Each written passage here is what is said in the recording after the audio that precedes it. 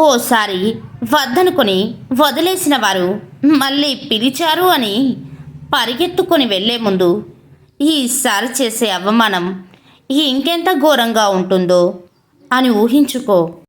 అవమానం జరిగే చోట నేర్చుకోవాల్సింది తిరిగి నిలబడే ధైర్యాన్ని, అంతేకాని తిరిగి అవమానించే గుణాన్ని కాదు. ఆత్మాభిమానం ఉన్నవారు ఆకలిని అయినా భరించగలరేమో కానీ అవమానాన్ని మాత్రం భరించలేరు. ఒడ్డున చేరిన వారి మాటలు ఒకలా ఉంటాయి, నీళ్లలో ఇదే వారి ఆలోచనలు మరోలా ఉంటాయి. ఒకరిది అనుభవం, మరొకరిది పోరాటం. ఈత వస్తేనే నీళ్లలో బ్రతకగలం, లేదంటే పోతాం. కానీ ఈ సమాజంలో బ్రతకాలంటే మాత్రం ఇంకా చాలా చాలా విద్యలు తెలిసి ఉండాలి. ఎలా అయినా బ్రతకాలి అనుకునే వాళ్ళు ఎలాగైనా బ్రతికేస్తారు. కానీ ఇలాగే బ్రతకాలి అనుకున్నవారు మాత్రం కష్టపడుతూనే బ్రతుకుతారు. సంపాదిస్తున్నంతకాలం అందరికీ మీరు ఆత్మీయులే. ఒక్కసారి మీ సంపాదన ఆగిపోతే మీ ఇంట్లోనే మీరు పరాయివారవుతారు. నడుస్తున్న కాళ్ళు కూడా మనకు ఎంతో గొప్ప పాఠాన్ని నేర్పిస్తాయి. ముందున్న కాలికి గర్వం లేదు, వెనుకున్న కాలికి అవమానం లేదు. ఎందుకంటే వాటికి తెలుసు ఒక్క క్షణంలో వాటి స్థానం మారుతుంది అని. మానసికంగా బలహీనులైన వారే తప్పులు చేస్తారు. ఈ బలహీనత అనేది వారి వారి తెలియనితనం వల్ల వచ్చినదే అని గ్రహించరు. కోరికల భారం తగ్గించుకున్నప్పుడే జీవితం తేలికవుతుంది మిత్రమా. ప్రతినిత్యం దేనికో దానికి భయపడుతూ బ్రతికే వారికి ఎప్పుడూ ఆపదలు వస్తూ ఉంటాయి. తప్పు చెయ్యనంత వరకు, ఎవరికి ఏ హాని చెయ్యనంత వరకు ఎవరు ఎవరికి భయపడవలసిన అవసరం లేదు మిత్రమా. మనిషి గొప్పగా బ్రతకాలి అనుకుంటూ ఉంటాడు. నిజానికి మామూలుగా బ్రతకడమే గొప్పతనమని తెలియక విలువైనవన్నీ మామూలుగానే ఉంటాయి. అడుగు వేసే నేల నుంచి కప్పేసే మట్టి కణం వరకు మనం కోరుకున్నవన్నీ మనకు దక్కకపోవచ్చు. ఉన్నంతలో సర్దుకుపోతేనే జీవితం సంతోషంగా ఉంటుంది. ఉన్నవారైనా లేనివారైనా చివరికి మట్టికే పరిమితం. కావున ఉన్నంతకాలం ఏదో లేదని ఆరాటపడుతూ బ్రతకడం కంటే నీకు ఇచ్చిన దానితో తృప్తిగా జీవించు. మనకు ఆనందాన్ని ఇచ్చేది వేరే వాళ్ళకి ఇవ్వకపోవచ్చు. అందుకే వాళ్ళతో వీళ్ళతో పోల్చుకొని వాళ్ళలాగా బ్రతకాలనుకోవద్దు. మన ఆనందాన్ని మనమే వెతుక్కోవాలి. ఎవరు ఎంత చనువిచ్చినా నువ్వు నీ హద్దుల్లోనే ఉండు. ఎందుకంటే కెరటాలు తీరాన్ని తాకితే వినోదం, దాటితే విధ్వంసం మిత్రమా. నీ తలరాతను ఎప్పుడు నిందించకు. ఒక్క కష్టం నిన్ను బాధిస్తే 100 సంతోషాలు నీ జీవితంలో ఎదురు చూస్తుంటాయి. నువ్వు నమ్మితే మిత్రమా. కన్నీళ్ల గొప్పతనం శారీరకంగా బాధపడినప్పుడు, మానసికంగా బాధపడినప్పుడు, ఎవరూ లేరని బాధతో రగిలినప్పుడు, రాత్రి పగలు నేరం కాలం చూడకుండా నీకు నేనున్నానని నీ కళ్ళను తాకి నిన్ను ఓదార్చేది నీ కన్నీళ్ళు మాత్రమే మిత్రమా. వెంటనే కోపం పడడం వలన కోపానికి మర్యాద ఉండదు.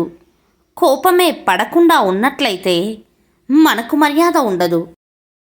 ఎదురుగా ఉన్నది యముడైనా ఎదురించి నిలబడు. అతనికి కావాల్సింది నీ మరణమైనా తెగించి నిలబడు. ధైర్యాన్ని మాత్రం కోల్పోకు. పని కట్టుకొని మరీ పలకరిస్తున్నారు అంటే నీతో ఏదో అవసరం పడిందని అర్థం. పలకరిస్తున్నా పక్కకు జరుగుతున్నారు అంటే నీ అవసరం ఇక లేదని అర్థం. కష్టం వస్తే కన్నీళ్లు కాదు రావాల్సింది, ఆలోచన రావాలి. ఆ కష్టాన్ని అధిగమించి మనోధైర్యం రావాలి. సమాజం డబ్బు రూపంలో చేసిన సహాయాన్ని మాత్రమే లెక్కిస్తుంది. కానీ భగవంతుడు హృదయపూర్వకంగా చేసిన సహాయాన్ని లెక్కిస్తాడు. చదివిన ప్రతి అక్షరం ఏదో ఒక చోట ఉపయోగపడుతుంది. అలాగే చేసిన మంచి పని కూడా ఏదో ఒక విధంగా తిరిగి మనకు మంచి చేస్తుంది. సువాసనలు వెదజల్లే పువ్వులు తోటకు ఎంత అందమో, మంచి సలహాలు ఇచ్చే మిత్రులు ఉండడం మన జీవితానికి అంతే అందం. ఎవరికీ ఎప్పుడూ భయపడకు, అందరితో ప్రేమగా గౌరవంగా ఉండు. ఆలస్యమైనా సరే ఎప్పటికైనా మంచి మాత్రమే గెలుస్తుంది, నిజం మాత్రమే నిలబడుతుంది. నువ్వు ఏది ఎంచుకుంటే అదే మీ జీవితం అవుతుంది. నిశ్శబ్దంతో స్నేహం చేసేవారికి ప్రపంచంలోని ప్రతి శబ్దం అర్థమవుతుంది. బలం ఉపయోగించి ఎదుటివారి మీద గెలవడం చాలా సులభం, కానీ గుణం చూపించి ఎదుటివారి మనసు గెలవడం చాలా కష్టం. అంగీకరించడం నేర్చుకోండి, తిరస్కరించడం నేర్చుకోండి. మీకు గౌరవం లభించని చోటును విడిచిపెట్టడం కూడా నేర్చుకోండి. అప్పు, అగ్ని, వ్యాధి ఈ మూడింటిని చిన్నవని వదిలేయకూడదు. ఇవి ఏ క్షణంలోనైనా ప్రమాదకరంగా మారొచ్చు. మిత్రమా, ఎవరైనా నిన్ను తక్కువ చేసి మాట్లాడినప్పుడు కోపం తెచ్చుకొని విలువను తగ్గించుకోకు. వాళ్ళను చూసి ఒక్క చిరునవ్వు ఇవ్వు. ఆ చిరునవ్వు ఎలా ఉండాలంటే వాళ్ళ ముఖంపై నవ్వును కాల్చివేసేంత గొప్పగా ఉండాలి. మిత్రమా, ఇతరులను చులకన చేసి మాట్లాడినప్పుడు నీ స్థాయి పెరుగుతుందో లేదో తెలియదు, కానీ నీ వ్యక్తిత్వం మాత్రం దిగజారిపోతుంది. ఒడ్డున చేరిన వారి మాటలు ఒకలా ఉంటాయి, నీళ్లలో ఈదే వారి ఆలోచనలు మరోలా ఉంటాయి. ఒకరిది అనుభవం, మరొకరిది పోరాటం. ఈత వస్తేనే నీళ్లలో బ్రతకగలం, లేదంటే పోతాం. కానీ ఈ సమాజంలో బ్రతకాలంటే మాత్రం ఇంకా చాలా చాలా విద్యలు తెలిసి ఉండాలి. నడుస్తున్న కాళ్ళు కూడా మనకు ఎంతో గొప్ప పాఠాన్ని నేర్పిస్తాయి. ముందున్న కాలికి గర్వం లేదు, వెనుకున్న కాలికి అవమానం లేదు. ఎందుకంటే వాటికి తెలుసు ఒక్క క్షణంలో వాటి స్థానం మారుతుంది అని. చుట్టూ చీకటి చుట్టుముట్టినప్పుడు చిరుదీపం ఎంత కాంతిని ఇస్తుందో, కష్టం వచ్చినప్పుడు నేనున్నానని చిన్న మాట చెప్పలేనంత ధైర్యాన్ని ఇస్తుంది. అరిచేవారి కోపం, మౌనంగా ఉండేవారి కోపం రెండు ఎప్పటికీ ఒకటి కావు. అరిచేది చల్లబడడానికి, మౌనంగా ఉండేది తగలబెట్టడానికి. ఆశపడి బాధపడడం కన్నా ఏమీ ఆశించకుండా ప్రశాంతంగా ఉండడం ఎంతో మేలు. ఆశకి అంతముండదు, పైసాకి పద్ధతి ఉండదు.